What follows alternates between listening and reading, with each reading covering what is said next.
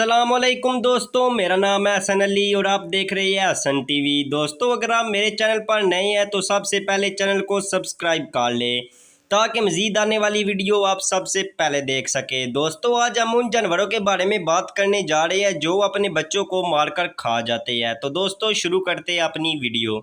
दोस्तों, नंबर 5 पे बात करते हैं हैमस्टर के मतलब। दोस्तों, ये जानवर जो आप देख रहे हैं दिखने में तो ये ब्यूटीफुल दिखाई देता है, लेकिन ये बहुत ज़्यादा डेंजरस जानवर है। दोस्तों, ये भी अपने बच्चों को बेरहमी से मार देते हैं और इन्हें खा जाते हैं। दोस्तों, अगर हैमस्टर माँ को पता चल जाए कि इसके बच्चे मरने वाले हैं तो ये उन पर हमला कर देती है और इन्हें मार देती है। दोस्तों, इस जानवर का शुमार भी उन जानवरों में होता है जो अपने बच्चों को मारकर खा जाते हैं।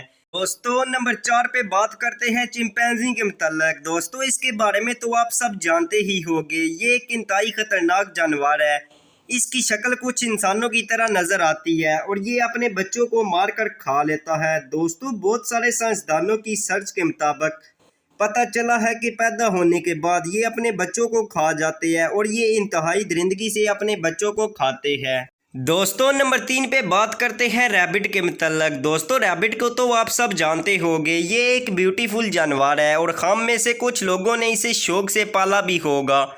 दोस्तों, खरगोश माँ को जब पता चल जाता है कि इसके कुछ बच्चे कमज़ोर हैं तो वो इन्हें खा जाती है और जो सेहतमंद और तंदुरुस्त बच्चे होते हैं सिर्फ उन्हें ही पैदा करती है। दोस्तों, ये अपने बच्चों को पेट के अंदर ही खा जाती है। दोस्तों, ये अपने बच्चों पर उस वक्त भी हमला करती है जब ये शदीद भूखी हो।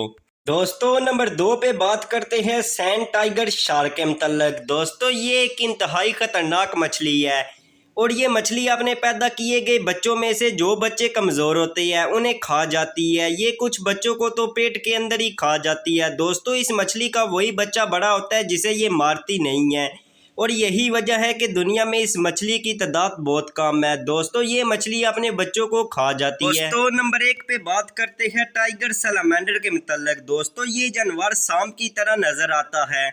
दोस्तों, टाइगर सैलामेंडर जब 1 महीने का हो जाता है तो ये बहुत ही डेंजरस हो जाता है और इसका सर बड़ा हो जाता है। दोस्तों, इस जानवर के दांत बड़े बड़े होते हैं और ये अपनी फैमिली के सैलामेंडर को छोड़कर बाकी तमाम सैलामेंडर को खाने की कोशिश करता रहता है। दोस्तों, ये टाइगर सैलामेंडर अपने बच्चों की पैदाइश के बाद कुछ बच्चों को खा जाता है और जो बच्चे तंदुरुस्त होते हैं उनको छोड़ देता है। दोस्तों, ये तमाम सैलामेंडर को खा जाता है।